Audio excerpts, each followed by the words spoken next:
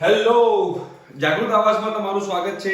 મારું નામ છે ચિંતન અખાણી અને આજથી આપણે સ્ટાર્ટ કરવા જઈ રહ્યા છીએ, શુભારંભ કરવા જઈ રહ્યા છીએ ગુજરાતની જે ગવર્મેન્ટ એક્ઝામ્સ આવે છે ગુજરાતમાં, જેને સરકારી નોકરી જોઈતી હોય તો એના માટેની તૈયારીની શરૂઆત આપણે આજથી કરી રહ્યા છીએ. તો એમાં સૌથી ઇમ્પોર્ટન્ટ જે સબ્જેક્ટ છે, જે દરેક એક્ઝામમાં હોય છે, અને એ રેન્ક ડિસાઇડિંગ સબ્જેક્ટ હોય છે. કેમ કે ઘણા બધા લોકોને અઘરો પણ લાગતો હોય છે, અને એ સબ્જેક્ટ જે વિષય જે છે એ વિષયનું નામ છે ગણિત, મેથ્સ.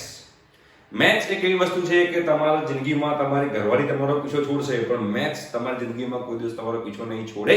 એનું રીઝન એ છે કેમ કે આ જે મેથ્સ છે તમારા રોજબરોજની જિંદગીમાં યુઝ થતું મેથ્સ છે, ગણિત છે, એટલે ખાસ તમારે આવડવું જોઈએ.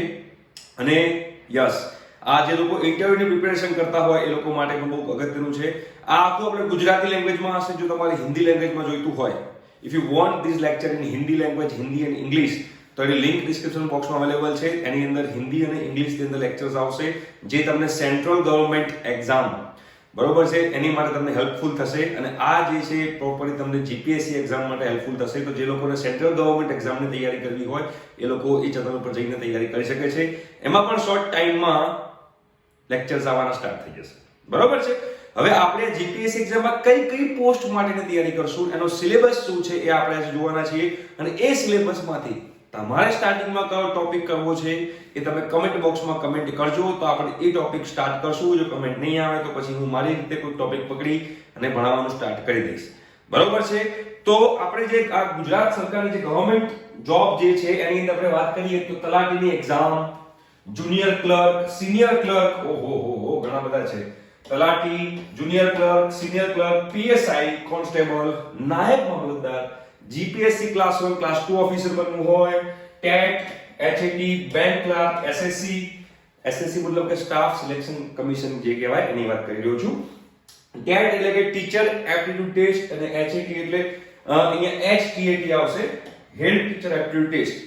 તો આ બધા માટે કોમન એક મેથ્સ ગણિતનો સિલેબસ છે.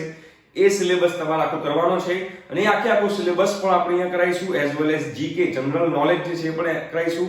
એના સિવાય રીઝનિંગ જે આવે છે, રીઝનિંગ શું છે શું નહીં એ પણ જોઈશું. ઇન શોર્ટ 3 સબ્જેક્ટ આપણે અત્યારે કવર કરવાનો ટ્રાય કરીશું. હું એકલો જ છું, એટલે તમારે જે પણ ટોપિક જોઈતો હોય એના વિશે તમે કમેન્ટ બોક્સમાં કમેન્ટ કરજો, એટલે મને ખ્યાલ આવે કે તમારે કયો ટોપિક લેવો છે, બરાબર. હવે આ જે બધાની અંદર તમે જોશો તો આ સરકારી નોકરી છે ભૈયા, અને સરકારી નોકરી હોય એટલે કોમ્પિટિશન જબરજસ્ત હોય, એટલે તમારે મહેનત કરવી પડશે. મહેનત તમારે કરવાની છે, અમારે પણ કરવાની છે કે તમને બધું કન્ટેન્ટ આપીએ જીપીએસસી નું ઓનલાઈન યુટ્યુબ પર, જેના કારણે ગુજરાતના ખૂણે ખૂણે બેઠેલો વિદ્યાર્થી જીપીએસસી ની તૈયારી આરામથી કરી શકે, સરકારી એક્ઝામની તૈયારી આરામથી કરી શકે. તો હવે જે મેથ્સ જે છે એ મેથ્સ નો સિલેબસ શું છે, તો આમ જોવા જઈએ તો ધોરણ 10 ના ગણિત સુધી, ધોરણ 10 સુધી જે લોકો ભણેલા હોય, ધોરણ 10 સ્ટાન્ડર્ડ 10 સુધીનું મેથ્સ જે છે આમાં આવતું હોય છે. પણ તો પણ ઘણા બધા વિદ્યાર્થીઓને આમાં શોર્ટ ટ્રિક્સ જોઈતી હોય છે, કેમ કે એક્ઝામની અંદર તમારે શોર્ટ ટ્રિક્સ પતાવવી પડશે, કેમ કે તમારે ટાઈમ લિમિટ હોય છે. એ ટાઈમ લિમિટની અંદર તમારે પેપર લખવાનું હોય છે. તો એની ટોપિક આપણે વાત કરીએ તો જે ટોપિક જે છે એમાં સૌથી પહેલા સંખ્યાઓ છે.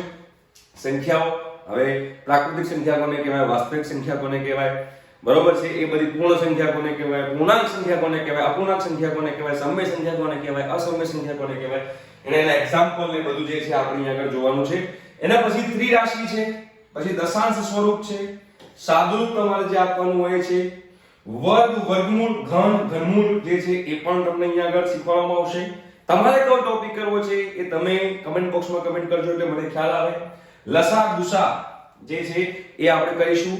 એના સિવાય સરેરાશ, એવરેજ જે કહેવાય એ, ઘાત અને ઘાતાંક, મધ્યક, મધ્યસ્થ અને બહુલક, ગુણોત્તર અને પ્રમાણ, ભાગીદારી, 3 નો નિયમ, ક્રમ અને મહેતાણું, નળ અને ટાંકી, ટકાવારી, નફો અને નુકસાન, સાદું વ્યાજ. આ બધા ટોપિક જે છે આ બધામાંથી મેથ્સ ગણિત નો સિલેબસ છે, જેના ઉપરથી એક્ઝામમાં ક્વેશ્ચન્સ આવતા હોય છે. એના સિવાય હજુ આપણે આગળ વાત કરીએ ચક્રવૃદ્ધિ વ્યાજ. ઓહો ખાસો મોટો સિલેબસ છે બોસ. ચક્રવૃદ્ધિ વ્યાજ, સમય અને અંતર, ટ્રેન, હોળી અને પ્રવાહ, કેલેન્ડર, બિંદુ, રેખા અને ખૂણો, વર્તુળ, ત્રિકોણ, ચતુષ્કોણ, પૃષ્ઠફળ અને ઘનફળ. ટોટલ 27 ટોપિક છે ભાઈ. કેટલા ટોપિક છે? 27 ટોપિક જે મેં લખેલા છે એના સિવાય બીજો કોઈ ટોપિક હોય તો પણ તમે કમેન્ટ બોક્સમાં કમેન્ટ કરી શકો છો બોસ, જેમાં જો આ રહી ગયો હોય તો આપણે એના વિશે પણ બનાવીશું. પણ હા, આ આપણી આજના લેક્ચરની શરૂઆત છે, જેમાં આપણે અત્યારે સિલેબસ વિશે ડિસ્કસ કર્યું છે. હવે તમારી ઉપર ડિપેન્ડ કરે છે કે તમારે કયો ટોપિક શીખવો છે આની અંદરથી, બરોબર છે? તો આપણે એ ટોપિક સૌથી પહેલા સ્ટાર્ટ કરશું. જેની સૌથી વધારે કમેન્ટ્સ આવશે એની એ ટોપિક સૌથી પહેલા આપણે સ્ટાર્ટ કરશું. અને જો તમે ચેનલ પર નવા હો તો ચેનલ લાઈક કરજો, શેર કરજો, સબસ્ક્રાઇબ કરજો, જેના કારણે અમને લોકોને મોટિવેશન મળતું રહે અને અમે ઓર જુસ્સાથી કામ કરતા રહીએ અને તમારા સુધી અપ ટુ ડેટ બધી માહિતી પહોંચતી કરીએ. ઠીક છે? Thank you so much. Bye bye.